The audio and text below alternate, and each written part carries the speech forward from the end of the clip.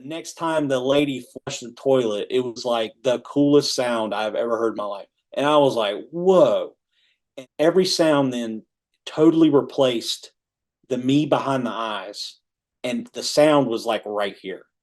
But then it was also like right here, right here, right here, right here. Right. It was like unlocatable, and it replaced every sound was this as the sound.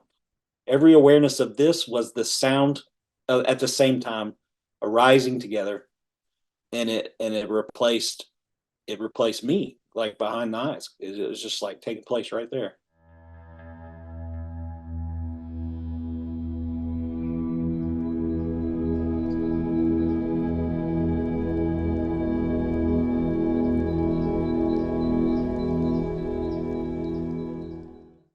So today I am interviewing a friend of mine named Tony.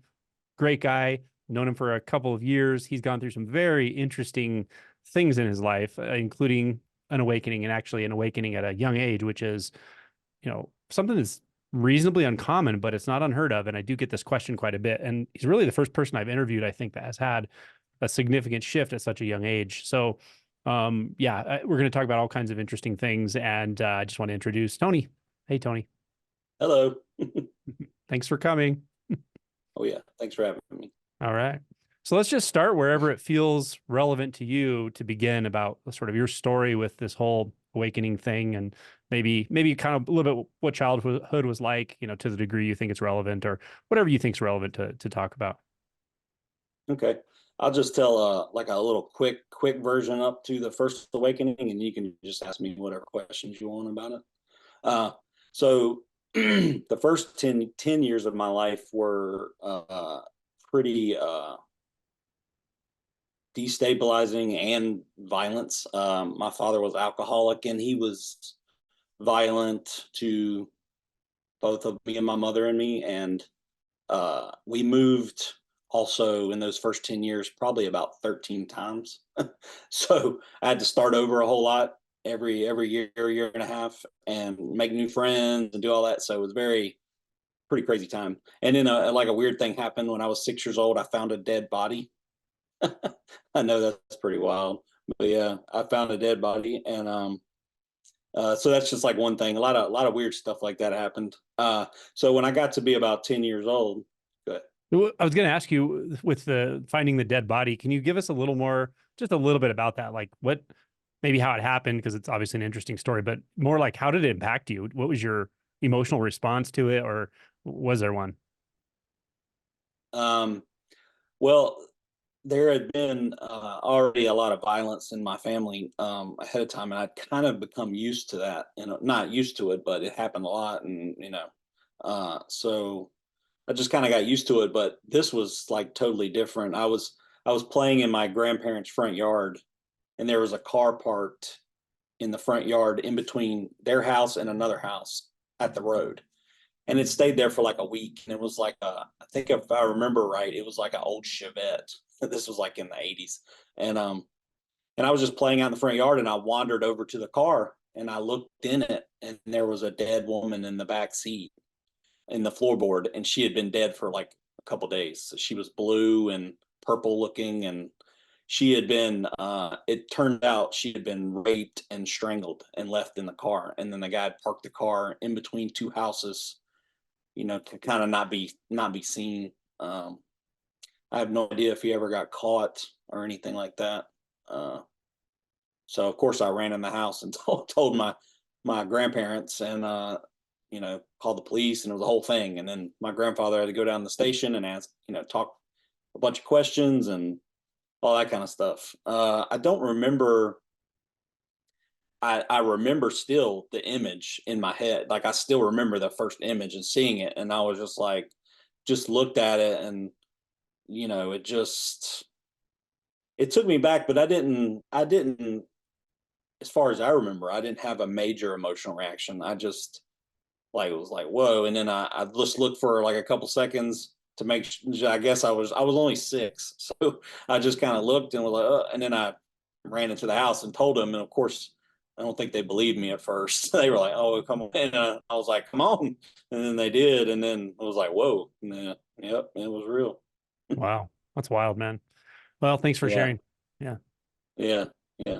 But I don't remember it affecting me too much, uh, in any kind of way. But I think it's a lot uh, like that for kids a lot, where it's like, especially when you're really young, it's just what's happening. You just see it, and sometimes we yeah, I'm don't like, really develop reactions until we see others that develop those types of reactions, and then we kind of learn from it almost. But I yeah, know what you mean. Yeah. yeah. Um, so about 10 years old, when I was about 10 years old, my mom remarried and we moved to the town I live in now, but I've lived different places before and then come back here. But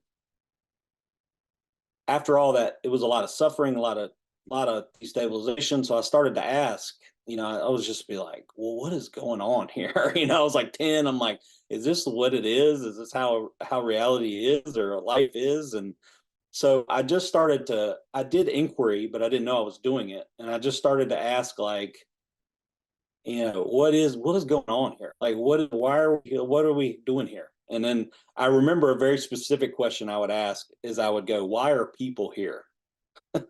So what is this place and why are people here? That's my 10 or 11-year-old brain would ask. So I remember I would lay in my bed at night, and before I would go to sleep, I would just look up to the ceiling, and I wouldn't think about it logically because I think I was too young to really get into it. So it was just kind of like a wondering. I was just wondering, like, why are people here? And I remember having like this thing where my mind would get to the edge of where it could go, basically. And it would feel like I was kind of pushing on a balloon, is what it kind of felt like mentally pushing on a balloon and stretching my mind. And then it's like I felt something, but I couldn't go there. It was like a stretching. This is kind of how I remember it. Um, and so I did that for like a long time, I think. And then when I was 13, I was at the mall, shopping mall with my mom, one of those mega malls they had in the 80s. And there was two escalators and they were both right beside each other. And then one was going up and one was going down. And my mom wanted to go up. So I was walking in front of her and I went to the escalator that was going up, that was coming down, but I thought it was going up. So I went to step on it, just not thinking, teenager. And I went to step on it, and I had a moment where I realized, oh, I took like 2 or 3 steps, and I was like, oh, I'm on the wrong escalator. I mean, on the wrong thing. And when I did that, everything got really wavy.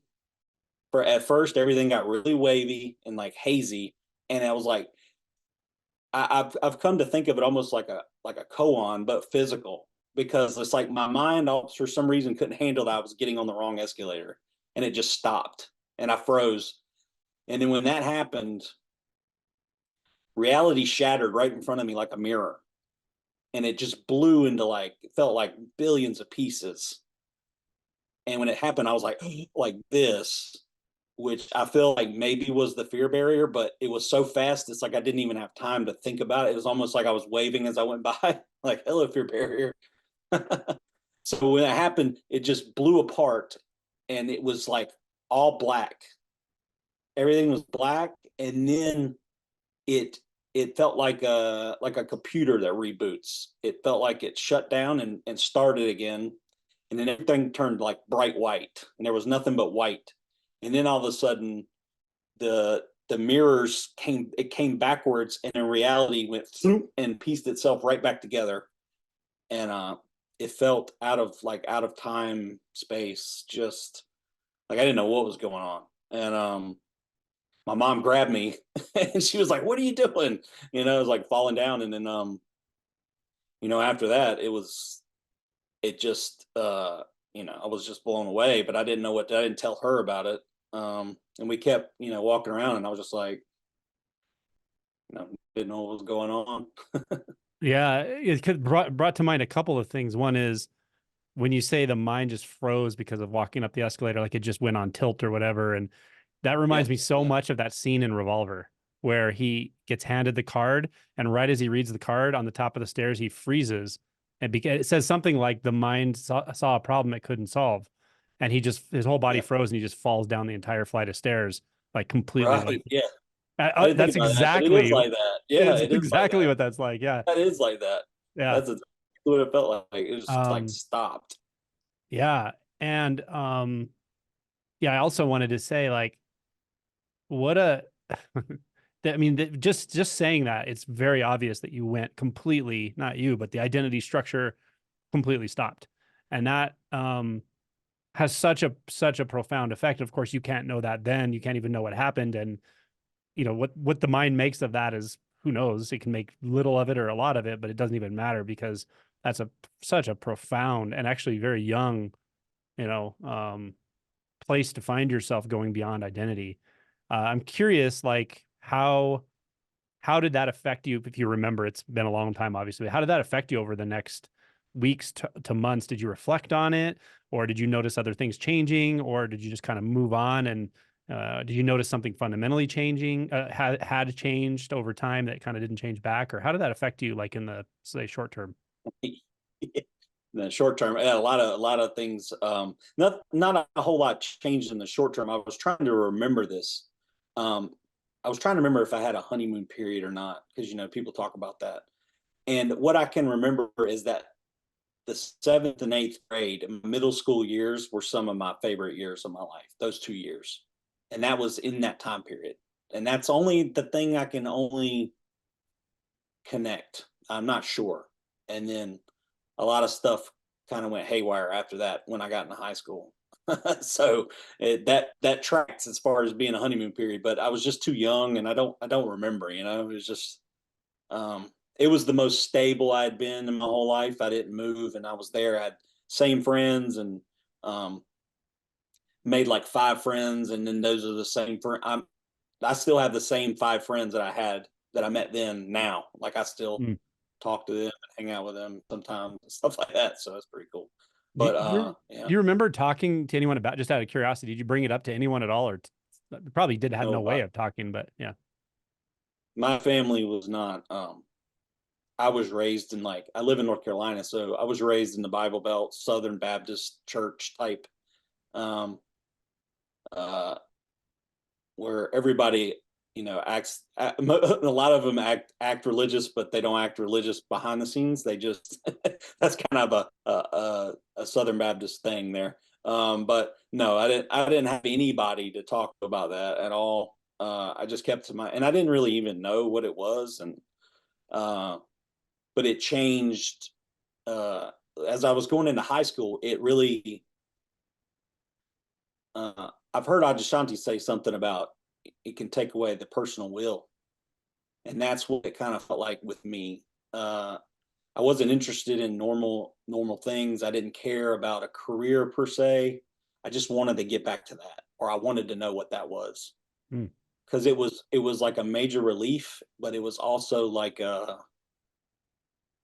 just an expansion. And, like, I knew that this place wasn't what it was, but I didn't know what it was. Like, I didn't know, but I Yeah. knew it was. So of course, like, I was still interested in things that a high school boy. Like, I was interested in girls, and into doing stuff and hanging out. I didn't lose interest that way, but I lost interest in, like, and like, maybe ambitions. I didn't have big ambitions, or I didn't really care about anything like that. So, like, they start talking to you about going to college and doing all this stuff, and it just felt very unimportant to me. So Yeah. that caused a lot of problems for me in a way too. Yeah. It's interesting. I can relate to that a lot. And I think people who are very prone to waking up, and or some people who are just kind of naturally present and clear at those ages, find that it's like, what strikes me as you describe it is, like, yeah, you have the normal drives of a person that age, and you're kind of developing, all those things are happening, but to, like, think in a really abstract way about the future based on other people's idea of success, and you're looking at those other people going, yeah, but you're suffering too. Like, it's just so inauthentic in a way. And I felt exactly like that going through high school. I was like, I don't care. Like, I'd rather feel good right now and party, and like, anything to just feel a little bit less suffering. But it's so Yeah, hard to put together an idea of the future, or even know why I cared about that. Um, yeah. I had, like, a personal integrity where I wanted to make good grades for myself, but I also kind of didn't want to go too far. So I was like a ABC student, like, some things I did good in, but I didn't care about those kind of things. So it was like, good and bad.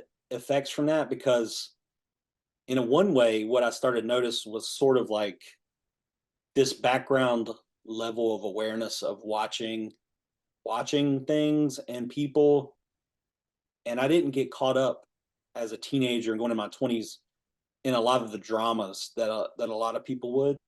Like it just wasn't there. Like I didn't want to do it. I didn't feel the need to. Um, and I used to think when I started this spiritual type stuff, I used to think, oh wow, because I heard Audrey Santi mention one time too, like he had a strong level of awareness from a child and all this stuff. So then I used to the mind to grab onto that and go, oh, that's me too, you know. But then later, when doing shadow work, I figured out no, I just had a lot of awareness because a lot of crazy shit was happening around me all the time, and it was like a defense mechanism to be like hyper aware of your surroundings and what was going on. So that was part of my shadow work too. That I figured that out at some point in time. Yeah. You mentioned being a bit preoccupied with like what is that? What's going on? How do I kind of get back to that? Did Yeah. I guess in high school or maybe just after high school, did you have a orientation at that point to some kind of spirituality or any kind of spirituality? Did you have a sense that what had happened was what people, at least some people in spiritual circles are talking about? Or did you put those together in that way?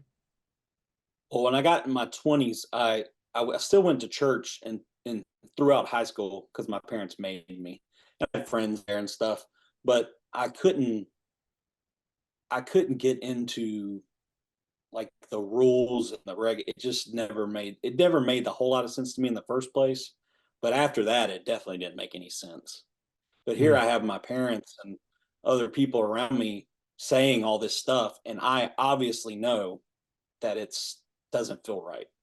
hmm And my stepfather was actually a Methodist preacher and a youth minister. He was a youth minister at the time, but he became a Methodist preacher later.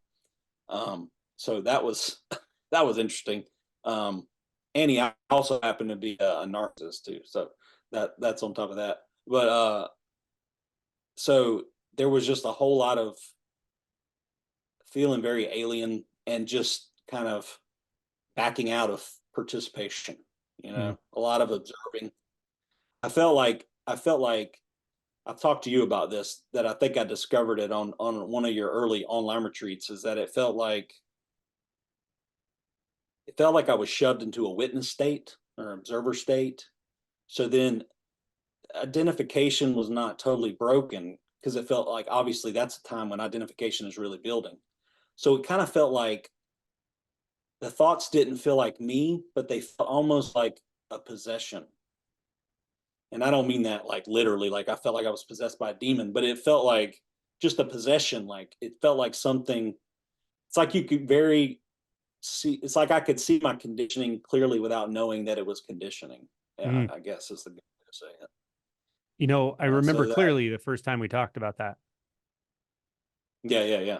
It was on a retreat. It was a question and answer session. Yeah.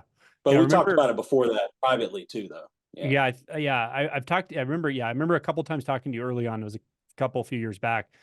I remember so yeah, distinctly because you felt very clear to me. Like like awareness wise, there was clarity, but I could also feel your frustration, and you were verbalizing your frustration, as the more we talked, the more yeah, it felt like a friction inside. Like there was, and it kind of all came back to that thing that happened when we were 13. There was part of you that almost wanted to section it off and push it away. There was a part of you that knew darn well like that was opening to something beyond you, and there was like the ambivalence of like wanting to orient to it at the same time. It kind of did make you feel more alienated, or it seemed to at least bring that up, and it was just like a friction point. So you felt kind of, I don't know, a little frozen in the emotion space or something, and yet your clarity was obvious. Also, I wanted to reflect that I think that's exactly what happens to most, if not all, people when this starts happening young, is they find a the disassociating to some degree or in various situations is like kind of escape, and it can create this sort of watcher state. I'll even say I think everyone's disassociated when there's mind identification going on. It's a sort of disassociated, socially agreed upon state of experience that we're always like subliminally communicating with one another to reinforce and stabilize. But once you start to break the identity spell, then you still have the ability actually to disassociate even more, maybe, perhaps, just kind of go into like but it becomes skewed in a way, right? Becomes, well, disassociated from the crux of what's causing us to suffer, which is the pain body or the emotion body, or as you mentioned, shadow work. And yeah, I mean, clearly that's where you went right after we started talking, is like deeper into shadow material and so forth. Yeah, well, as a good way to summary, I spent my 20s and about half my 30s in a very depressed, angry, frustrated, stuck, lost feeling state. That's kind of the stuck was like the main word. Stuck and frustrated. Because it was like, if I was to describe it, it was like I had this, because of that experience, and I had this real need to be close to God, but I didn't feel religious, and even I didn't really feel spiritual, but it felt like that was a direction I had to go to figure it out. And it felt like, it kind of felt like this was shown to me that I didn't know about non-duality then. Um, I've done martial arts since I was 7, so I knew about Zen because I watched, kung fu theater when I was a kid, and there's like these masters that knew all these things. You hear all these pearls of wisdom, and you go, "Oh man, that's awesome!" So that was super cool. So I did know about Zen, but I didn't know about Zen, like good Zen. It was like generic commercialized Zen that you just hear about. So until I started delving deeper, and then I didn't know. But so I spent that time period. I didn't have any pointers basically, and I read a bunch of books and um, read things like I was exploring, and I remember one of the first things I had picked up was Conversations with God, and that helped me see things in a new way that I hadn't seen before. And then I read some of the Seth books, which was like channeled stuff, and I didn't necessarily believe it, but it opened my mind up to new things that I'd never thought of before, and so that was cool enough for me, So I wanted to read it. Uh, and then, eventually I started getting closer. I found about Jed McKenna, and I liked a whole lot of what he said. Cut through a lot of good stuff, a lot of that really helped cut through some of the spiritual stuff. And I was a super rebellious dude, so I was never going to like go to India or be with a guru or any of that. I just had a very loner logic reason. I'm going to wrestle this to the ground and figure it out, you know? And I couldn't figure out why God kind of deserted me. It's kind of what it felt like. It's like, here's a little something, but that's it. So that's what it felt like through my 20s and 30s. And I tried to do some psychedelics in my 20s to, I remember I had an LSD experience one time that was a little similar to my first awakening, but it felt like almost like cosplay, trying to imitate awakening. The awakening itself felt much more like, when I had the awakening, I felt like I was that. When I had the LSD, it felt like a self still experiencing something. So there was like kind of a fear there. There was no fear in the first awakening once I got past that initial like, yeah, it didn't feel like that at all. Mhm. So, and then I found my first mentor, and then you know who I'm talking about, but he helped me see through a lot of concepts I had wrong, ways I was looking about it, ideas, and then I worked with him for about 2.5 years, and he helped me out a whole lot with that kind of stuff. And I started really digging into like emotion work and my mental processes, and dug myself kind of out of depression a whole lot. Not all the way, but a whole lot. I would say the depression did, but that frustration and stuff, and there was a little bit of anger there, it didn't. And then somehow I got in contact with you. I don't know how. I got lucky because it was like right at the time you just released your book, and then so I got to talk to you privately, a lot, and so from then on, with really great pointings.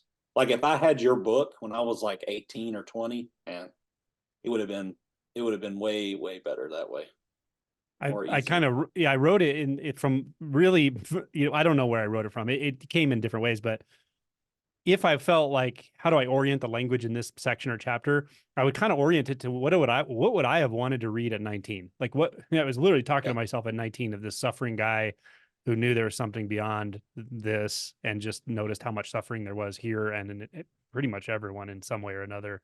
What would I have wanted to know if I was sat down and talked directly to myself? That's really Mhm.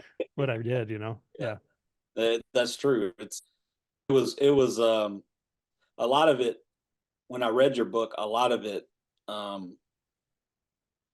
it I knew already, and working with the other guy and all this stuff. But some of your chapters, like paradox and thoughts, and some of the emotion stuff, was really like detailed and like really good and really helpful for the this last half of what's been happening.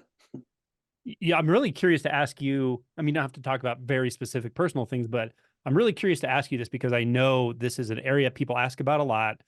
It comes up all the time. It's the most overlooked area in spirituality. Well, in broad spirituality, there's a lot of stuff that gets overlooked, but I mean, in true awakening, awareness, direct path type stuff, this is the area that, in my opinion, that just gets overlooked so much and misunderstood. And it's shadow work, emotion work. And you're a masculine guy. You grew up, you kind of have that warrior spirit we've talked about, which is great. But also, you came from a lot of trauma, including physical trauma. So many people ask about Right. this, and it's very difficult. Of course, in some way, it prompts you to wake up. It almost makes certain parts of it easier, but it makes other parts of it maybe potentially more challenging or more drawn out. I guess a couple questions. What worked for you? What changed for you that kind of gave you access to emotion or the shadow? Like, is it something about the way you understood it, the way you worked with it physically? Was there modalities that helped? Number one. And then number two, like, would you tell somebody who's gone through this kind of stuff? Because they're everywhere. People who are so traumatized and yet they just know there's something beyond. They can feel there's something more real here. They want to address it, but the trauma can be has such gravity to it to pull you into either disorientation or disassociation or bypassing, maybe things like that. What would you say to that? I've got yeah, a few good things. One is I did the derealization thing, and to me it felt like, and now after the last retreat, knowing the difference, like what the difference is, the derealization before was me. It felt like creating kind of a pocket consciousness to observe the world, to repress the emotions. Um, so don't do that. Don't do that. I've Yeah, heard you that's say a I've heard you say a couple times when you said something like, um, when if you start to fight reality, it's going to get ugly, and that's what my 20s were. It was yeah. like just wrestling with God, and then like he kicked my ass. It was like I was trying to logically wrestle this thing to the ground, and it was like, nope, not going to do that. And what I discovered was like one summarizing point I could discover that I've discovered in that time period was the narrative that you think you are can never ever victimize itself enough for what you really are to give a shit. It's not going to it's not I didn't have a victim mentality. I mean, I went to work, and I didn't have any kind of, I was on my own since I was 18. uh and I didn't have that, but I had the victim mentality in the, why is the world against me, why is the universe against me? And I was trying to figure it out, and I would get angry with God, and I would be like, I want to be close to you. Why are you doing this to me? Why did you show me this? And then why can't I find my way in the world? Like, what is going on here? And as you know, that's a thought. But to me at the time, the universe showing me these things, or what I felt was against me, was my own narrative circling around and coming back. Yeah. And I blame that on the universe or God, life, stuff like that. So my victimization was an internal one all the time, not Dude, external. this is so important. One of the most challenging groups of people I've worked with, and I've worked with a lot of them, are people who disassociate as their primary stress response, maybe. but they're doing it Yeah. internally. And it's exactly what you said. It's like, it can be so hard to even explain like what I mean by integrating, what I mean by feeling, just going to the physical sensations, and Yeah. what I mean by don't push thoughts away. Don't push, you can set up a thought that says I'm angry at God or life, and then even push that away, right? Like not realizing you're building a dualistic identity with the way you're interacting with your own thoughts. And although there at first there's a sort of instant gratification component, like you are kind of avoiding in a way, you're pushing back into this pocket of consciousness, the long-term consequences of that, like Mm. it's like a credit card with like 75% interest. Like you don't want to It do just that. wears you out. It wears It's you. It's like you have exactly what the it does. identity of battling, of being the battler or being the, especially men, we have like we got to figure it out. We got to handle it. We can't complain. We can't talk about our feelings. We just got to do it.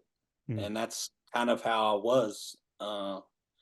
I had a sensitive side too. Like I had like there was a, what you might call a heart based, it was never like real heart based, but there was a sensitive side there too that would come out. And, uh, but there was a whole lot of, like you said, warrior mentality about it. And you just got to figure it out logically. Even when I got older and I was, uh, my dad, my first dad, biological father, had contacted my mom and wanted to talk to me.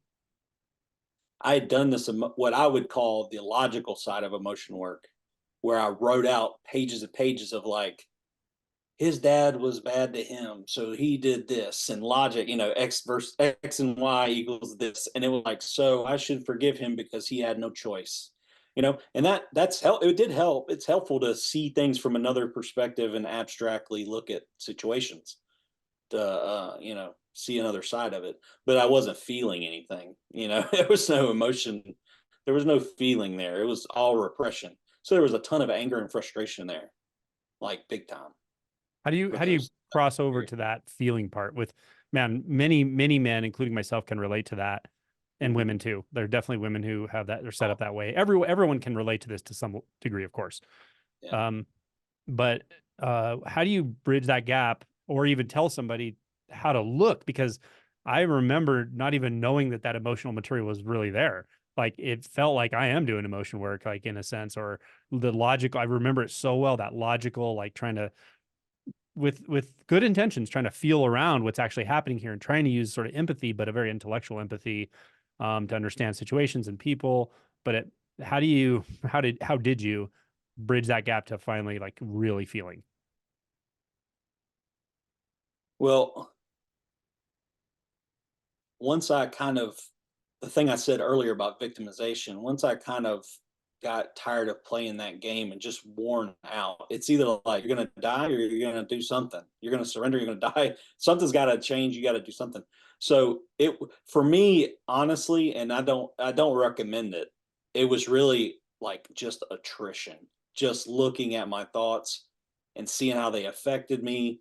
And really, I started looking at everyone else first. That was kind of how I started to do it. I said, okay, I'm going to watch everyone that I know, and I'm going to see how their beliefs operate, and their mental associate, what they do, what they say, how that affects their life.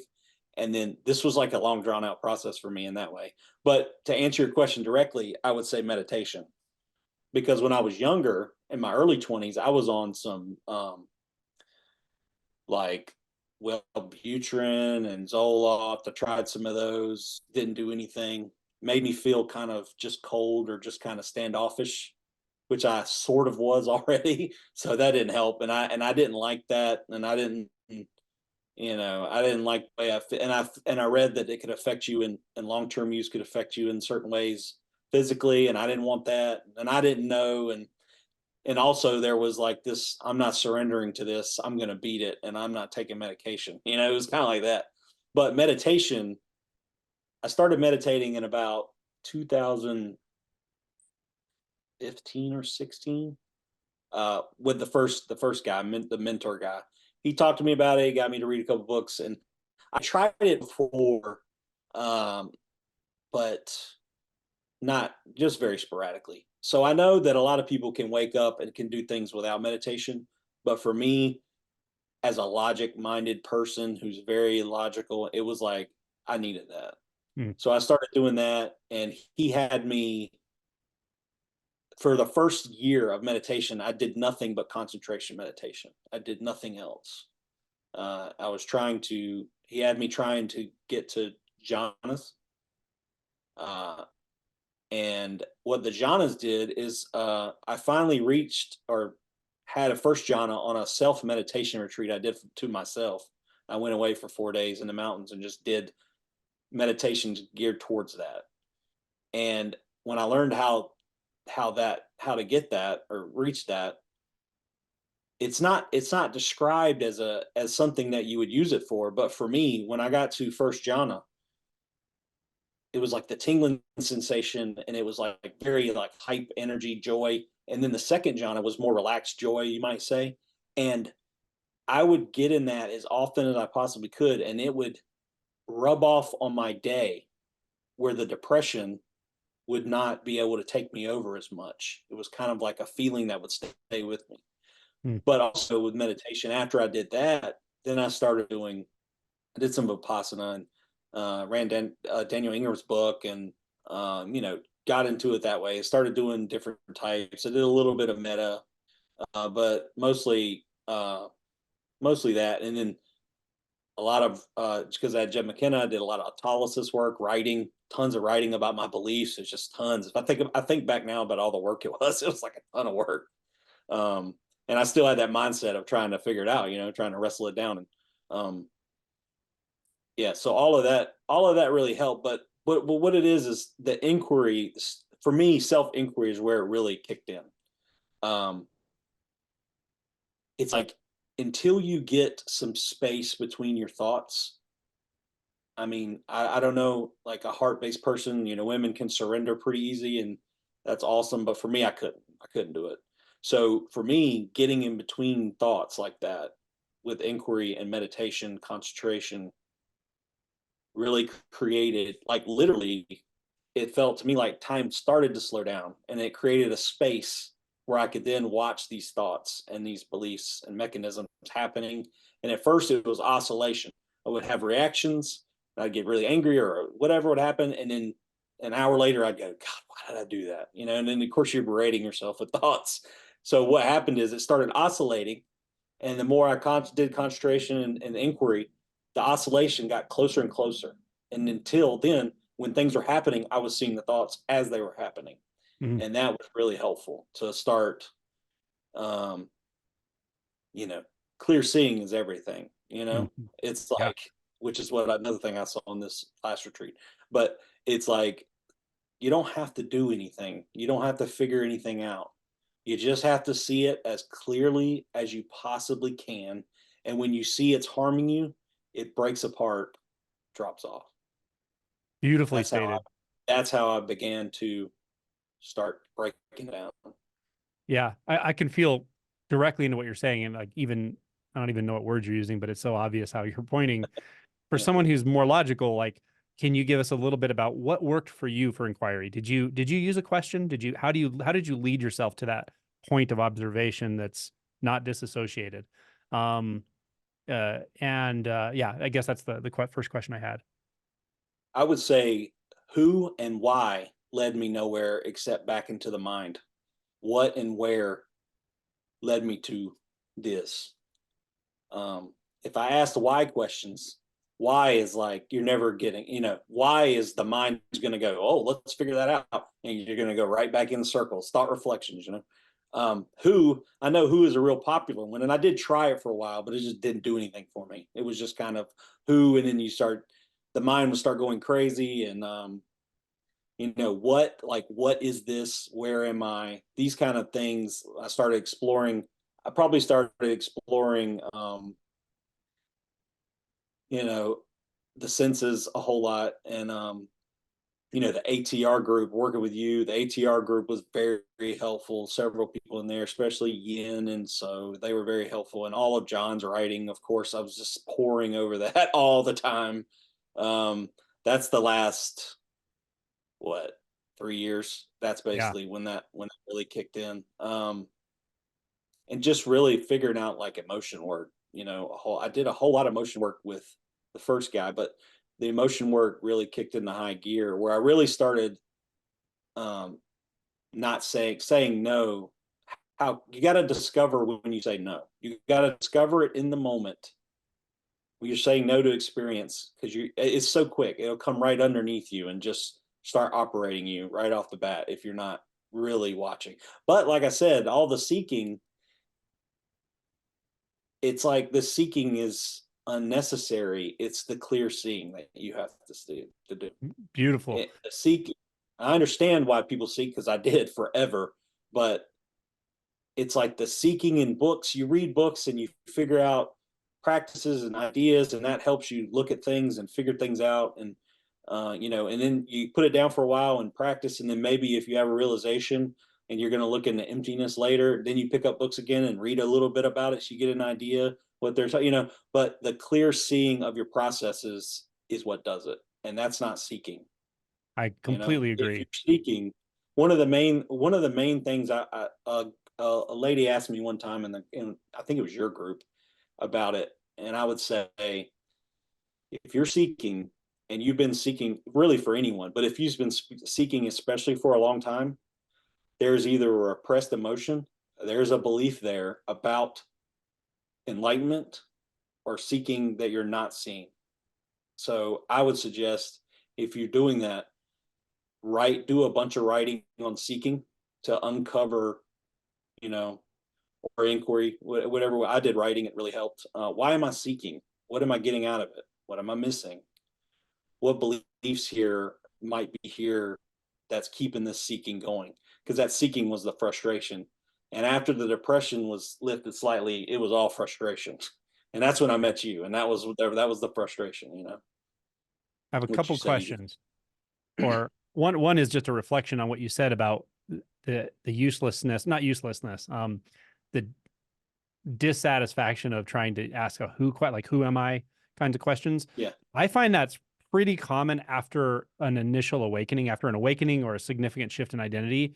I find it can be, it's just like meaningless after that, often, for a lot of people, not for everyone, but for a lot of people, it becomes quite meaningless because you see that it's really a concept. It's like, where do you want me to look for concepts? Again, though, where, right? Where is very, it can be really even just the question where, but Where's anything that power? leads you into your immediate experience, or as you said, to clear seeing, I 100% agree. That's where the money is. However you can find that, however you can Yeah. lead yourself to it. And then you said something was But see, great. And that's you why I was said, oh, sorry. yeah, I was just going to reflect. Oh You no, said go ahead. something Sorry. that was so good. It's um, when seeking starts instead of clear seeing, uh, it happens fast, and it does happen fast actually, but you can catch it. And Mm-hmm. maybe you can just differentiate for someone, like even in real time right now, who doesn't actually know the difference, because some people really don't know the difference between seeking and clear seeing of what's occurring here. What is it? What's the giveaway? For me, I might say something like a distraction would be the giveaway. When you're starting to look at your process or your experience right now, and all of a sudden, you just suddenly want to go do something that's your go-to distraction, that's probably something avoiding or seeking that's starting to happen rather than clear seeing. That's just an example I might give. But what would you tell somebody who actually doesn't know the difference between seeking and just clear seeing, which, as you said, rightly so, is not actually seeking? Well, you use the clear seeing to see the seeking, because, like, if you're reading a book, there's a piece in your mind, if you can back up and see it, that's going, there's an answer here, and then when I get that answer in this book, everything's going to fall apart. I'm going to be free. That's the narrative talking. Oh, one really big thing that I think helped me personally is, um, I know I've said narrative a few times. What I started doing is I started calling all the mind stuff the narrative, to depersonalize it a little bit, to put a space there. And if something would come up, I would say, the narrative saying this. So it was kind of like, because already felt like a possession, like I said. So I started naming it like, this would give me distance from the thoughts, so they didn't feel like my thoughts. And then I would call it that. And then it was just like I was almost putting, I did it with motions too. I would put these things in quadrants, not to push them away, but just give me some space to look at them and to see them. So I started depersonalizing all this stuff a little bit, um, to get under it. That was a Hmm. really, really big help for me. Hmm. Yeah. Yeah. And I think that it can be helpful sometimes, that simple labeling. But just to notice, you don't have to go beyond the labeling step. You can just say, oh, okay, there's an emotion being felt here. Maybe it's not my emotion necessarily. It's not, or there's a thought here. There's a narrative. It's not my narrative. I'm not doing the thinking necessarily. That Right. gap is really important. And with a shift in identity, that gap is accessible, but you got to, even then, you still have to slow down. You may have to slow down through a lot of meditation or through really being precise with paying attention to what's actually happening right now in your process. You can open that gap for sure. And then there's space. I'm a little careful to say space because I don't want people to reify that. And that can be your Right. Yeah. seeking. You can seek space. You can, or even imagine, overlay the idea of space or awareness onto your experience, but that's not what we're talking about. It's getting True. under that primary sense of I'm the one that's the thinker. I'm the one that's even the aware one. You can get under that. The only thing I mean by space is kind of like I noticed when the oscillation would happen, and then the thoughts started becoming more present where I could see them as they were happening. It kind of felt like time would slow down just enough, is what it felt like to me. There would be a little space there, and time would slow down, and then you could see your processes a lot more clearly. Uh, and I think I did a lot of I would meditate every day, still hour to 2 hours, depending. Um, so I would spend the first half of that, you know, doing shamatha concentration, just to get the mind concentrated, and then I would sometimes enter jhana, sometimes I wouldn't. I didn't care at that point. I just you don't need it. You don't need that. You could just concentrate, get the good concentration, and slow things down a little bit, and then I would go into inquiry the rest of the time in meditation. And sometimes I would just do nothing meditation. I did different things. Hmm. Um, that concentration, it just helped me slow down and see the processes more clearly as they were happening. And Yeah. that's all I mean by space. I don't mean like literal space or Yeah. like, yeah. Yep. I totally get it. So Just wanted to make that distinction for anyone who fixates in that as a belief. And it can happen, but that's not what you're talking about, and it's obvious. When you mentioned shamatha, so say somebody wants to, what's your go-to for that? Like a resource? Do you have a good resource that's simple for somebody to use that as a concentrative process, a meditative process? the first book I ever read on it was called The Mind Illuminated. Uh, and that has a very logical breakdown. For me, I was reading, I was like, I like this. It's logical breakdown of stages of meditation, and it goes. I think there's like 10. I haven't read it in several years now, but there's like 10, and there's a whole lot of helpful stuff about.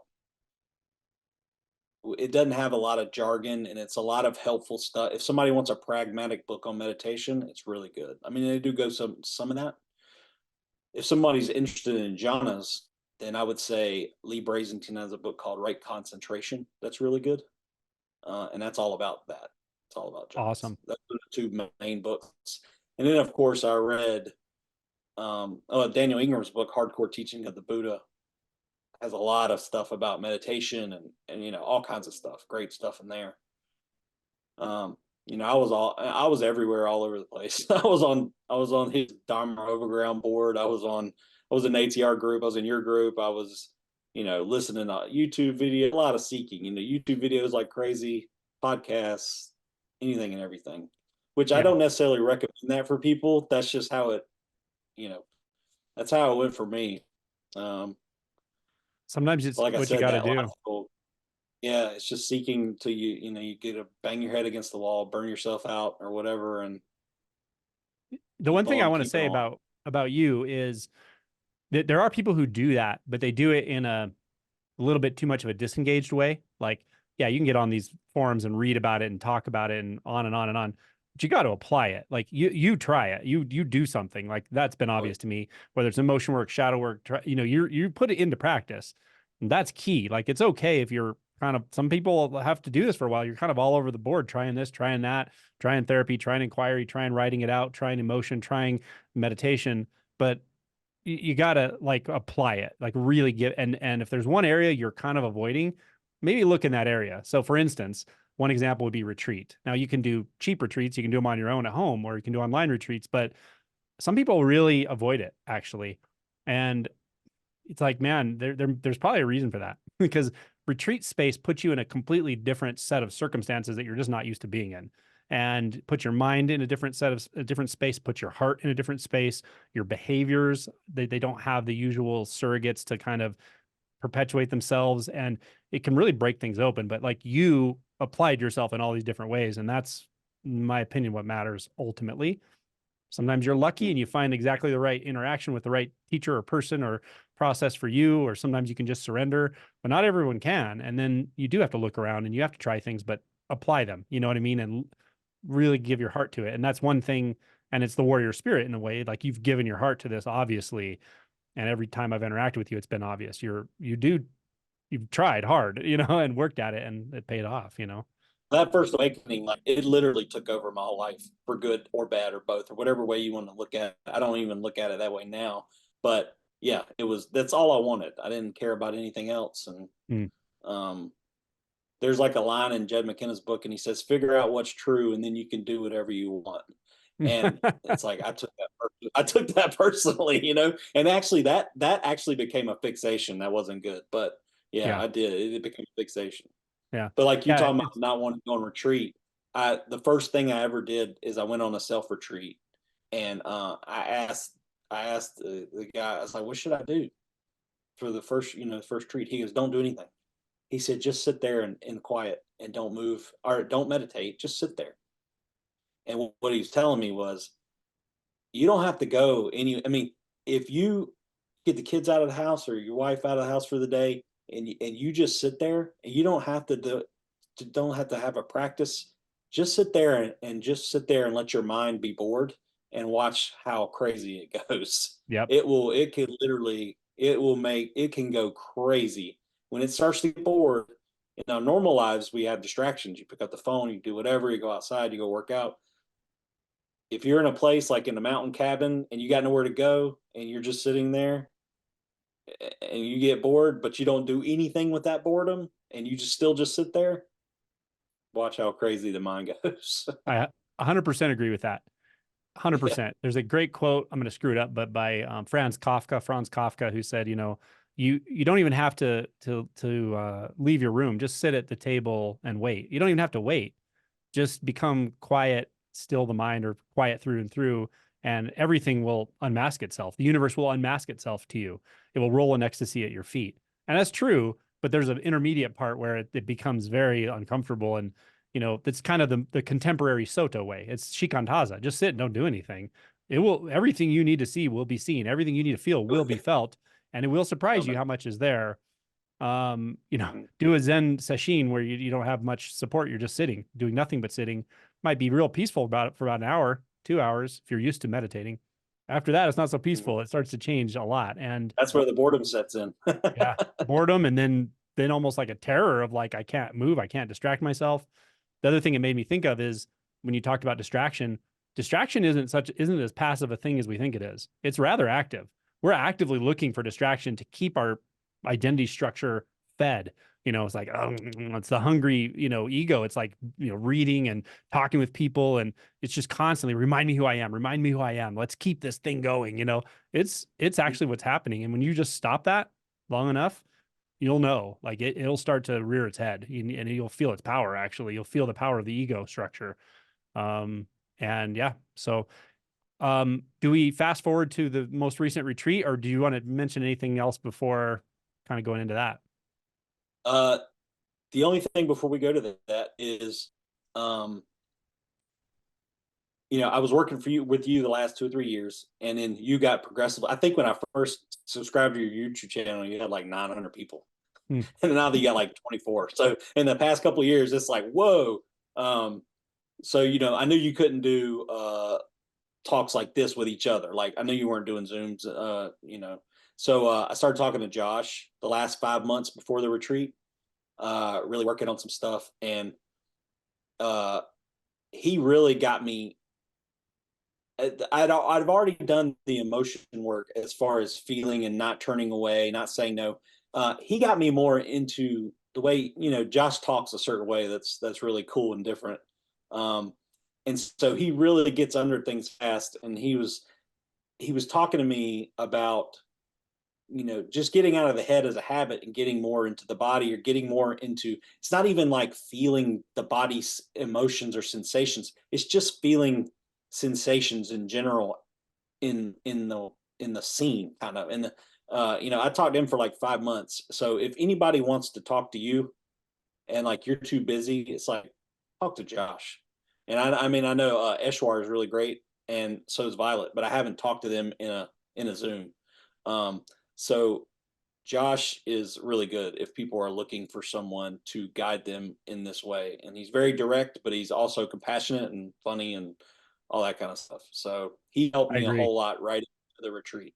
And the funny thing is, I know we're going to talk about the retreat now. The funny thing is after the retreat and then looking back at this stuff, all this stuff happened in a line. Even like my first mentor, then you, and then Josh. It's like the steps of what I needed to see or look at was like all in this line that I can see now in hindsight. Of course, when you're in the moment flying blind, you're like, what's going on? What's going to happen? But it's like afterwards, and you look back, you're like, oh yeah, that had to happen right then. Yeah. Um, Yeah. so It's like yeah, clockwork. My Zen teacher used to say yeah. this. He's like, when you're in the going through this, it feels like I don't know how he said this, but it feels like a shit show. Like it does not feel linear, doesn't feel divine, it doesn't feel spiritual. It feels like you're coming apart at the seams. It feels like endless Yeah. frustration, endless doubt, endless thoughts. But it would at some point you're like, that was clockwork. I felt and saw everything I needed to feel and see in the time frame I could actually handle it, really. Because sometimes you just can't handle it. Like you It's just just your aren't narrative ready. telling you that. It's not. Yeah. Yeah, Yeah. it's just your narrative telling you you should be further, you should be different, things should Yeah. be different. And that's what you got to see, clear seeing. That's what clear seeing's for, Yeah. is to see Absolutely. that.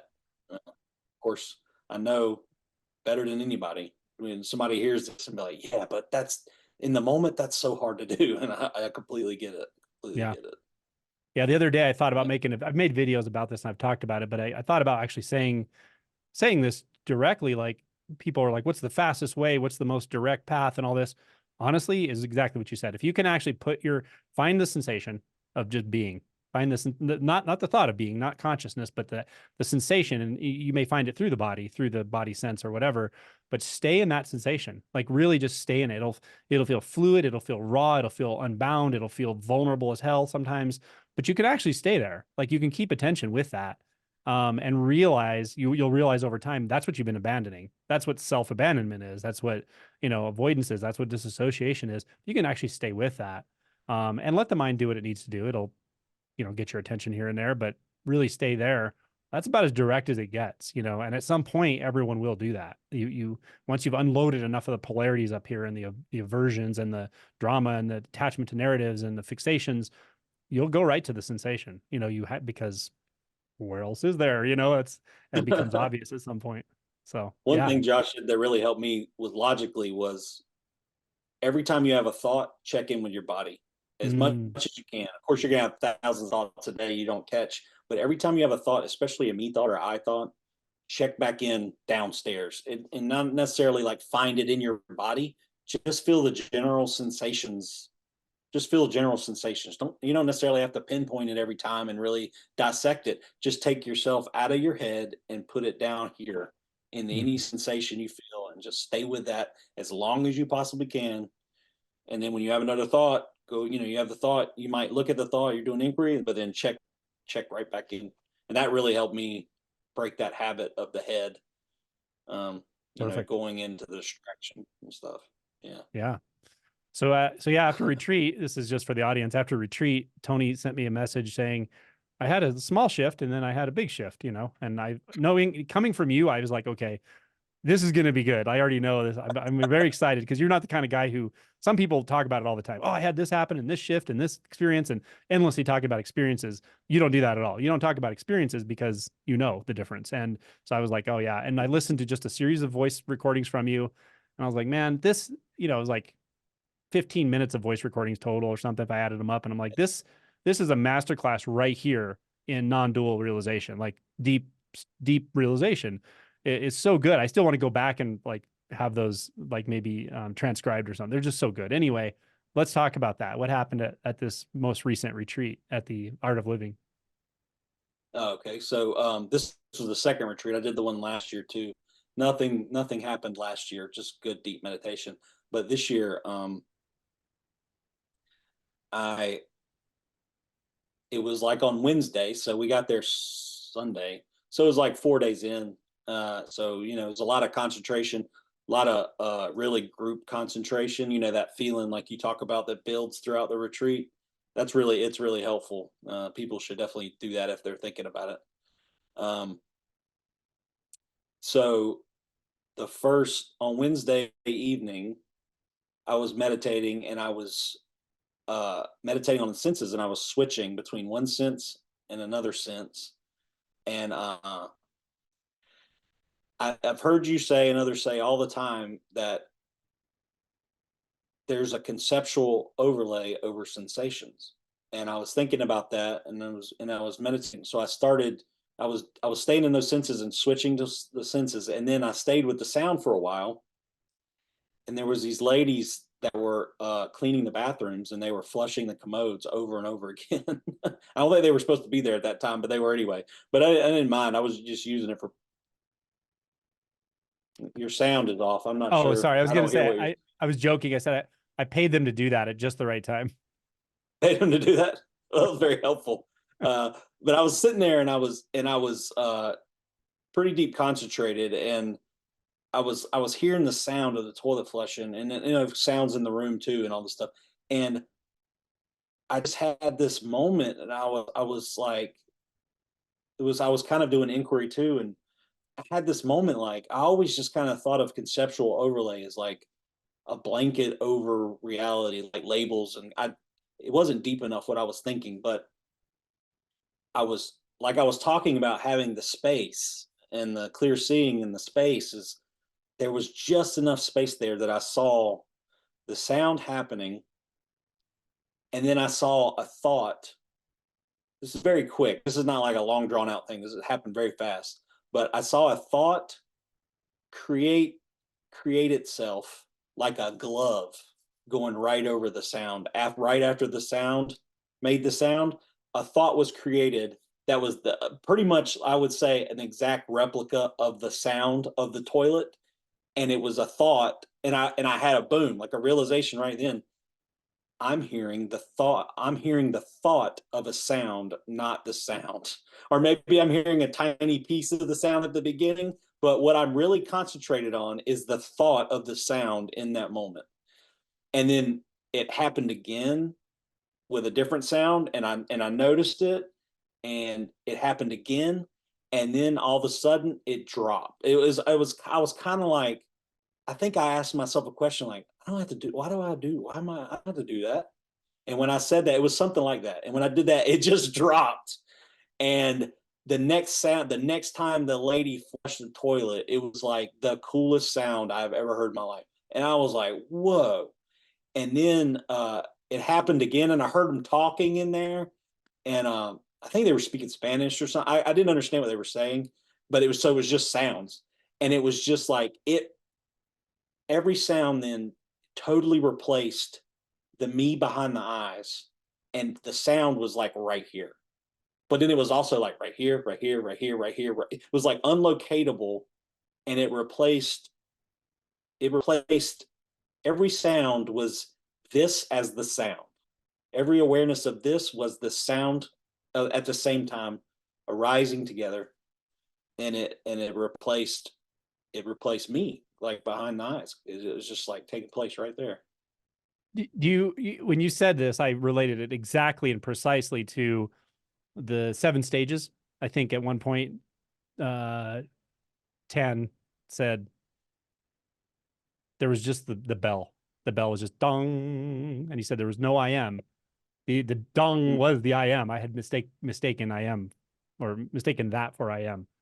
And it's just Yeah. that pure sound. The pure sound, and there's no distance, no one hearing the sound, just that. And it's so beautiful the first time you hear it. Uh, like you can't unhear that. You can't unknow that. And you Yeah. can't ever go back and forget in a way that the reflection of it, and it's not just one, in a sense, it's not just one reflection, it's two reflections. The reflected sound and the reflected one that hears it, they kind of co-arise, Yeah. and they're both in consciousness in a way. They're not really the sound, but the sound is there, or what that is actually there. Whew. Yeah. Like the awareness is the sound. Yeah. And it was just like, it was like I'd never heard a toilet flush before or something. And I was Mhm. like practically begging her on the inside to do it again and again. Mm. I was like, oh, I want to hear that again. Uh, and then ever since then, uh, but even, well, they were both simultaneously very cool, but even just as cool is seeing that thought replicate that sound right after the sound starts, and it just slides right over it like a glove.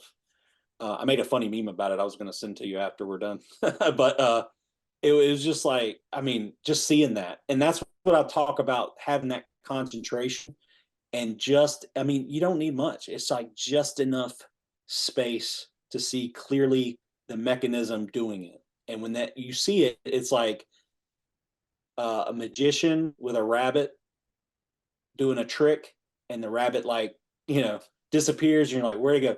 But it's like you see the box underneath the table that the rabbit goes to, and once you see it, you can't unsee it, and then the trick is just like, it doesn't trick you anymore. It's just so obvious. And ever since then, every sound has been very, like, just non-dual, really non-dual. Beautiful. It's been about 3 weeks, so I've kind of gotten a little used to it, but it's still striking sometimes, visually too. And this, and then I switched it to like sensations, and then it was like seeing, with the seeing part of it is harder, but it's a little more tricky. But Yeah. I would say before, I would be contracted all the time, and I'd have non-dual experiences in the scene, like seeing and hearing. And then after that, it's like non-dual with some contraction. That's Yeah. still, contraction still happens, Yeah. is It's how like I turns would itself describe on its that head. part. Yeah. Yeah, and sometimes it's like super striking, non-dual, and then it kind of, comes in a. I'm not worried about it now. I used to ask you about it. I used to be real worried about it. No, I don't care. It's just like it'll happen. It's just more relaxed. Mhm. Um, yeah, Beautiful. so, very cool. And was that the first half of what you described to me? And then Yeah, was it that's the the next? first half. That was Yeah. the small. That was the small. When that happened, I had this energy come up in my chest, and this was nighttime. And then I had the energy, and then Violet did her sound meditation. And then after that, meditated some more, and went back to the room and just had that energy in my chest, and just the sounds walking back to my room, like, just hearing the trees and the wind and all that, and it was just like, it's just amazing. And just relaxing, or just an ease. There was just an ease there. Uh, and I went back to my room, and then I woke up at like 3 o'clock in the morning, and I had to pee, and then that energy in my chest was still there. I had no idea what it was. I didn't even care because I was so, like, kind of relaxed about it at that point. So then the next morning, I ate breakfast, and then I went to the first, your guided meditation. I didn't even hear what you said in the meditation. I was just like, I was really concentrated, and it was really built up. So I didn't even hear what you said. I was just meditating. It was like dropped right into like unbound consciousness, and just like, and then we had one more meditation, and then you did your talk. So during those first two meditations is where the next thing happened. Yeah. Which is really hard to talk, really, really hard to figure out how to talk about, but I will try. So I was deep in the concentration, of the about an hour in, and I just had these I don't even remember. I don't think I was doing like a do nothing meditation. I was just listening to the sounds and like I heard Paul Hederman once describe it as like downloads, and that's what it felt like to me. It felt like these downloads. It felt like this was using the imagination to show something, but I wasn't thinking and imagining. Like I wasn't trying to imagine something. It's the best way I could say it. But I had like this this this vision kind of come up of like a warrior. It's like a samurai warrior, and it had a sword, and there was a projection. My wife asked me like, "What do you mean?" And I was like, "It's kind of like when R2 does the projection of Princess Leia in Star Wars, and it kind of was kind of like that." And there was a sword, and then it was a projection of the warrior, another projection, and it looked like apparition or ghost, and it was a dropping of the sword, and then the sword reflection dropped, and it went away, and it did that again, but the second time it came up, it was apparition of me, of like Tony and narratives and emotions and and then the sword just dropped from, it felt like the mirror from this side of it projecting the apparition, and the sword was here and it dropped, and when it dropped, the reflection sword dropped, it just dropped and went away, and then it happened like one or two more times, and then like on the third or fourth time when the sword dropped and the apparition went away, is like it was like a frozen, it was like identification was cut, but it didn't feel, I didn't see like it was a felt thing, and Mhm. it was just boop, and it was like very subtle, but it was very like, I was like, oh, it was like that kind of thing, it was like, oh. um and then right after that happened, it was like a flood of like this, just all kinds of stuff just came in. um it was like a dam burst of, or scaffolding collapsed, or whatever you want to say, I don't know, but it was like a realization right then, like all the suffering of the narrative of Tony, Tony's an apparition, and all the suffering that's ever happened right now, and it's all one thought. Or you could say maybe not one exact thought, but it's like one bundle of thoughts or belief in the moment that you're believing, which is the identification.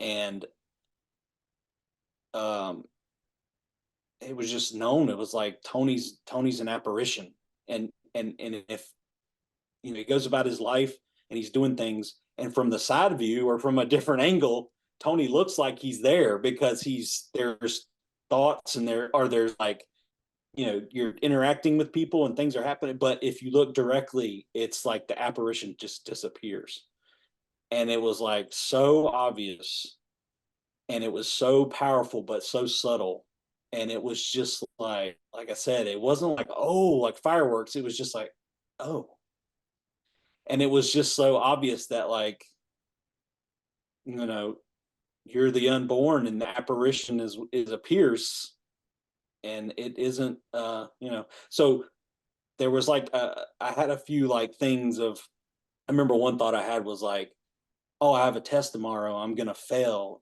just a example, and it was like, yeah, there's no future, because that suffering is you're having right now is right now, and Mhm. it's ruining whatever's going on right now. So of course, when that happens, it flung me back to the past, and it was like time right then just collapsed. It was just like boom, like it like imploded, Mhm. and it became so clear that that whole path that me and you just discussed for the last hour was apparition. It was completely empty, and all that suffering was one thought I was having in the moment. No matter how many moments you go back to in the past, memories, all that suffering was the moment you were having it, is the only suffering there ever was. And Mhm. so then what happened was, and it still felt like this wasn't me like what you might do an inquiry. It was feels like a showing. It was like, see this is what it kind of felt like. So it took me back to all these memories that I had related to my dad, to just anything, good and bad, anything. And it was like saying, see? And what was so weird is like the emotions were coming up from those memories right then. Mm, But at the same time, I could feel them directly. It's like doing like rapid emotion work where I didn't have to, emotion work, you search the thoughts, you try to get the feeling, I mean, this was like, see this?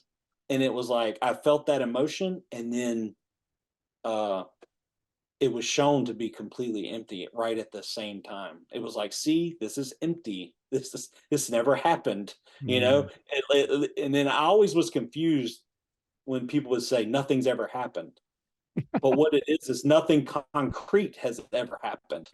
It's all like in a narrative, and it's yeah. all, you know, and it just took me back to different, it just showed different ones all the way back as far as I could go. And it was like all the frustration and doubt evaporated because it's like a narrative. It's an apparition. Every thought and belief is an apparition. And Mm, an apparition just kept coming up. I don't know why that word came up, but it did. And I was like, "Oh, that's a cool word." But it was like, that's what it's shown. It was shown like, so that's what I've been kind of saying when I explained it. But mm, it was just like all of that, and in that moment, there was like this, is like my fist, it felt like this just went like it just opened. mm, That's what it felt like internally. It's just like a release. Um, and I saw all this stuff about my father and just all these things that he did, and my mom didn't handle it right, and all this. And it was just like, it was narratives. It was like all these narratives doing the best that they could with what they had. mm, And they became very innocent narratives. It was just like, they just all were seeing like their own apparitions and narratives. It's like those causes and conditions that created their lives were empty and blameless. And, they did the best they could. And the best part of it was, it was immediately seen that Tony did the best he could, you know, just like, you know, he was so innocent. And it was like, he was seen as like an apparition, but also just kind of like I don't know what the right word is, like a subset of reality, like part of reality, just not yeah. the main deal.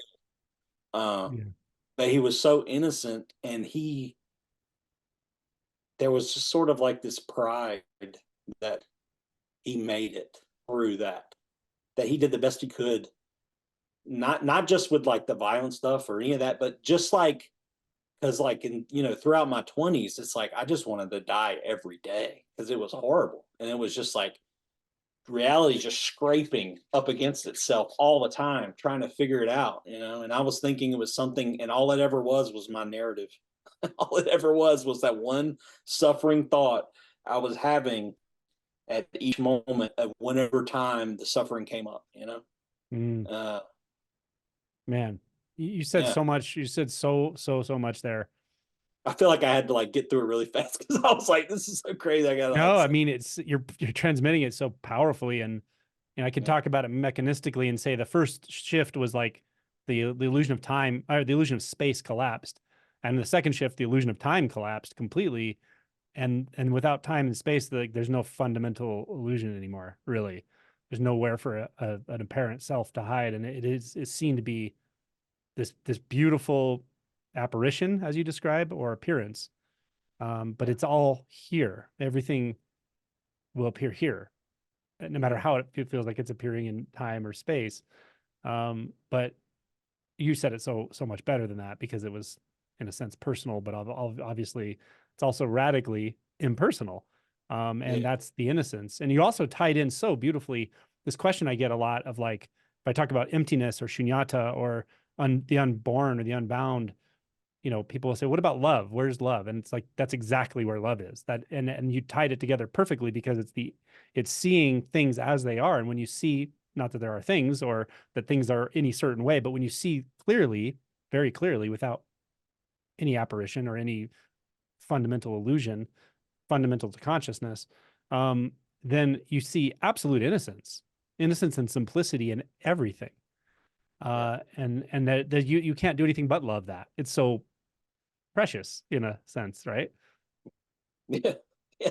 It was so that innocence was really dramatic to see. And I understand what you say sometimes too, where people can have grief about losing the identity, because when I went back and saw, this is 10 or 15 years of hardcore depression, of like wanting to die, and seeing instantly right then that it was completely empty and it never actually happened.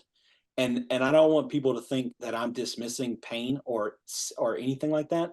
And the reason why I feel like I can say it is because I went through it for 2 decades, and I was on so many times that I felt so serious and deadly and wanting to die, and just like, I can't take any more of this. But seeing it then, uh, that all of that depression, no matter what has happened to you, it's all in this bundle of thoughts you're believing in this timeless moment. And in that timeless moment, and in that zero distance, or that non-dual knowing and clear seeing, you have infinite capacity for it. Mhm. Because to put it in time, we're actually running from it. We're running from something and that's impossible. You can't actually run from it, but that's why it feels so freaking uncomfortable, because we're trying to do the impossible in a way. We're trying to separate something that's not separatable.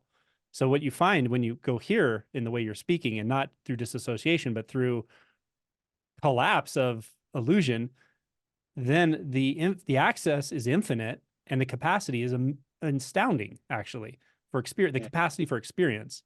And that is compassion. And it's unfettered compassion. It's impersonal compassion that can also apply to any personal experience for anything or anyone you come into contact with. What was so important that I saw too was, it's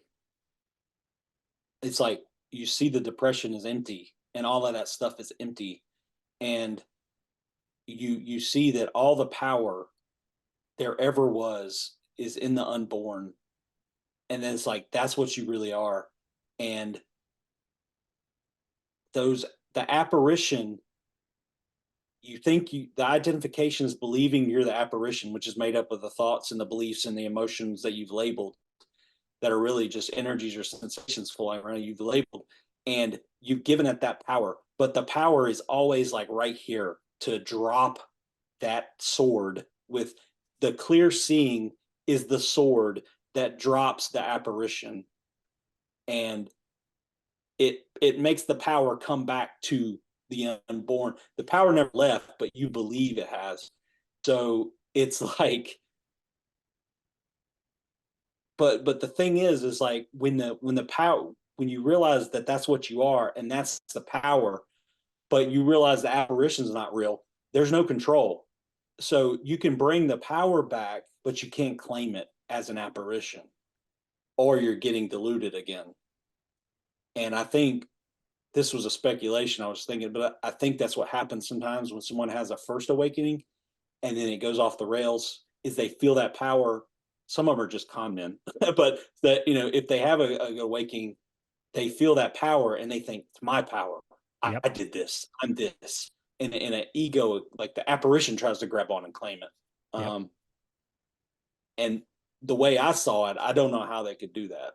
I don't know how. It's so beyond me, the apparition, that it's like, you know, I don't know. And it's like, there were so many insights that came up that disappeared forever. I'll never even remember. But another one was like, the narratives that come together that create your life, your supposed life. And it's like these causes and conditions that created these conditionings that you have were created by other narratives from your parents. Um, and to change your life, if you're depressed or if you're seeking or any of that, all the power is right here. And the power is not something you do, it's not something you claim. the only power is clear, is like the sword of clear, so let's call it, it's like the sword of clear seeing. And Mm, when you use it, you don't have to do anything. You don't have to make anything happen. You just see it as clearly as you can. And when you see those narratives are not working and all the powers here, they change all by themselves. And then they reflect outward. They may touch other narratives, they may not. A big thing I always had was, God, am I supposed to love everybody like we're all one and all this stuff? And it's kind of like you see the nothing that they are, but the narratives you don't have to love, and yeah. maybe get the fuck away from them. You know what I'm saying? Maybe Yeah. they're not serving, they're not good for yours, and then they get replaced. And you kind of, but you see how, like, some things come together. I was thinking Yeah. about my mom. I was like, if you have a belief that you deserve to be abused, it's like an innocent belief that you've picked up somehow, and then that narrative of an abuser may come into your life and do it, and then uh at some point, like if you get away from them and you get counseling or you get help, and then like a year later you go, how did I ever believe I deserve to be hurt? But it's just kind of the way I'm framing it. It's just like that narrative has changed. You've replaced with clear seeing a narrative about your apparition. And it's like you don't even need awakening for that. I mean, you can just bring things back to right now and just kind of say, when you see these things come up like a suffering, look for that suffering that's, you know they did this to me, they did this, why did they divorce me 5 years ago, and I don't understand. It's like that's a thought right now, right now. And you can go, hours here, I see that clearly, and then drop it and then move on, and then it'll come back up, of course. But you keep doing that, and that clear seeing, to me, for me, I don't speak for nobody else, but for me, that was the key to dropping the whole thing, or to seeing through the whole thing. Beautiful. For me, it was a lot of work and a lot of attrition and a lot of releasing at the end. So, Man, yeah. so good. That's, I don't even know if I'm saying everything right. Does that Dude, sound correct to you? very powerful. No, the Yeah. transmission is very clear, very powerful. Okay. And I agree all the way up and down the line. It reminds me of a couple of things. One is in, I think, the Thomas Gospel, Christ said somewhere, people think I came to spread peace upon the earth. I did not come to spread peace upon the earth. I came with a sword. It's a radical statement from someone who's known for compassion and mercy and all of it. But he's talking about the deeper teaching, the one that's even beyond relative compassion that he demonstrated, right? And in Dzogchen, it all, well, people who are Dzogchen practitioners and stuff would maybe disagree with the way I say it, but it all kind of comes back to empty clarity. And I agree with that. It is this sort of empty clarity. It's as you mentioned, the unborn, like it takes care of everything. And it also drives all of this. It drives the relative aspects of ourself to self-inquire in the right way and autologize, or however you say it, to deconstruct itself by effort, sometimes by frustration, by suffering, to the point where it's seen through as a fundamental illusion. And then, as Bonke said, everything is perfectly managed in the unborn. And so we can trust it and orient to it and know that you can't know how this is going to go for you. Tony couldn't know. Angela couldn't know. It's going to go how it goes. But you do have access right now, period. That's it. And acknowledge it, welcome it. Yeah. And even if, like, as you're seeking, if you feel like really led to this, as you're seeking, whether you've had the first shift or not, it's like the clear seeing these patterns and these beliefs and these narratives can bring you like an infinitely better life as you go on. And I would just say you don't need the seeking aspect of it, because the seeking is the reaching to try to control it, to try to control the realization. Yep. So you just have to really dive into that seeking and write it out and find those beliefs out and what's causing that. And then just, like with the inquiry, for me, inquiry worked the best. I was doing it, I mean, all the time. I mean, I was really, every behavior, it's exhausting. It really is. It can be exhausting, but if you're called to this, you don't have any choice. You're Yeah, doing it. And that's just the way it is, because the apparition doesn't have the power. that's right. you know? Yeah, that's right. And So, what you said is exactly what I see in people that wake up and keep waking up is the inquiry. Find out the way it works for you, but take it deeper and deeper into your experience now. Be curious, but be alert, pay attention, keep applying it, even when it's uncomfortable, and it will get uncomfortable. That's what works for this, in my One of experience. your best things is the see the thought as a thought. Oh, that's a thought. That's a thought. Mhm. That's like, I mean, that's one of the best things you've said as far as putting this whole thing together of things that I've read. It's just like, yeah, just keep seeing it. Mm, You yeah. know, just keep seeing it. It'll get clearer and clearer, and it'll be foggy again. And you'll feel like you didn't do shit.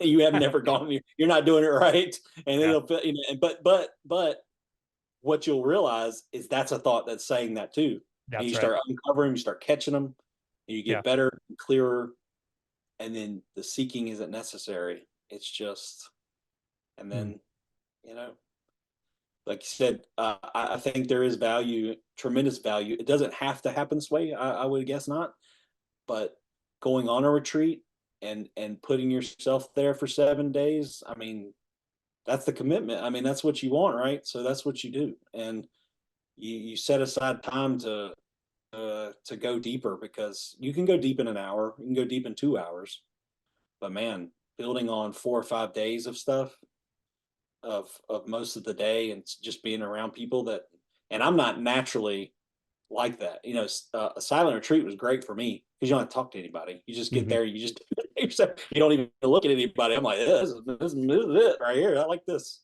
Yeah. So for me, it was great. So, Right on, but yeah, man. Well, you know, yeah, show the absolutely. universe you're committed, and it'll drag you there. But it won't be. It may not always be easy, or it could be real easy. I don't know. I Yeah. can only speak for me in the trauma and the narratives and the conditionings on my end of what I had to do. Somebody else maybe don't have to. You know, it's like though that's the one thing to see too is like I don't want to say anything that's going to be one way or another at all because Mhm. it's like to be completely proven wrong. Every rule is exception is not a rule. You know what I'm saying? Yeah. It's Well, it's like true. The yeah, I the can. rule books and the maps and all that are really kind of apparitions themselves, or they're, you know, they can have an effect, but the effect can only really be to show you the value of looking here, again and again and again, and trusting the process. It won't, as you said, you can't know how it's going to go, for you. You just can't know, but you don't have to know how it's going to go. That's the beauty of, as you said, trusting the process or committing to the process and letting the universe drag you where it will. And sometimes it'll feel like it's showing you the most beautiful thing. Other times it'll feel like it's dragging you, kicking and screaming, but trust it. Yeah, and an important thing to say. You said maps. It reminded me a really important part of that realization was seeing back to that first uh, awakening that it's been a fixation my whole life, and just seeing it never happen. It was completely empty too. It was an Right. arising appearance in the moment, and then it was held on to, Yeah. and all this frustration and stuff built. And then when I saw that was just empty, all the frustration and doubt about whether I had it or didn't have it or what it was meant, and all, it was like just gone. And Yeah. that's why that fist opened up and ease seeped in, and it was like, Beautiful. oh, like Paul Hederman's like, I'm not managing material. It's like just like that. It's like, nope, I don't want to manage this shit no more. Here you Yeah. go. That's right. Yeah, Yeah. And what a nice surprise to be let off the hook, you know? Yeah. yeah, All yeah, right, my friend. Well, I yeah, appreciate your time, man. This has been such an yeah. incredible conversation, and I already know the people watching this are going to get a ton out of it. And yeah, I it was hope it's helped. very clear coming through. And appreciate all the work you've done for yourself and the world and your family. And you know, even though it was really to end suffering, that's why we do this. That's why we engage this. We want to feel better. We want to break through and see through the illusions. But the work is very valuable, and I appreciate all the years you've done, and um, look forward to seeing how it sort of plays out now. I would tell people that were just starting or been and haven't done it yet. You know, your YouTube channels is great as a support for the book. I would say, man, get the book and really delve deep into every bit of it because, and then come back to the YouTube. It's great to watch the channel, and then that's great subset information, but the core of what they need that will skip a bunch of stuff they don't need and dive deep into what they do. The pointing is like exactly great. Well, I appreciate Like that. I said, I wish Yeah. I had it back then. So I Thanks, would man. tell people to get that book and really study it, because there's a lot of stuff you say in the book that is, in other books and explained in ways that are very, like Buddhists. What you do is you take those concepts and you kind of talk about them in plain speaking, so people are getting those things, but they're not having to learn all these different layers. You're putting those layers in kind of sneaky. You kind of sneakily put them in an accessible way. So I know that's it. That's helpful. Yeah, I appreciate that. And I agree in the sense that the videos are great, but they're also impromptu and the speech is a little bit more loose and they can transmit. But the book, I mean, I wrote, rewrote, revised. I got the language precise so that not only Mm. it's not teaching you something, it's transmitting something. It's also transmitting to you your own ability to transmit to yourself and how to look in a precise way. That's hard to do in videos because you just speak in an impromptu way. So I think they transmit in different ways for sure. Just like a retreat is a completely different experience than any of this other stuff we're talking about. So all these different modalities that are available now, not just my stuff either. There's other Jed McKenna and Josh and different facilitators and Violet and Suzanne, and there's people you can interact with one-on-one where you're going to be interacting with somebody who does not recognize any filters either in you or them, and that has a profound effect as well. So utilize your resources. We live in a time now where this never happened in history. Like they didn't have the internet even 20 years ago, really, to get all this Not when great I was young. content. And like we're lucky. And I think it's also why people are waking up a lot and fast, faster. But it also makes it steep in a lot of ways too. So yeah. And be careful, not that, just be careful who you decide to listen to as well. Yeah. True. There's a lot of people out there that say stuff that's can really turn you into a cul-de-sac that you don't get out of for a long time if you're not careful. So, I agree um, with that too. I always weigh in, and people message me sometimes. You should speak out about so and so, and I always weigh in how much I want to do that because there are people who watch my stuff and they're really oriented toward a certain guru or someone that I kind of consider like lukewarm at best. But I'm not here to criticize that because I don't want to ostracize that person. I just trust that they're going to continue to attune to a deeper, I don't know, prompting to investigate in a very direct way and not worship a guru or put someone on a pedestal or you know yeah, oh man, there's confusing stuff out there, and some of it's not just confusing but fraudulent. So I agree with you there, but there's so much variety now. Look around, yeah, you know what I mean? Read my chapter that it talks directly about how to watch out for certain teachers or certain dynamics in yourself that can orient you to a teacher that's unscrupulous.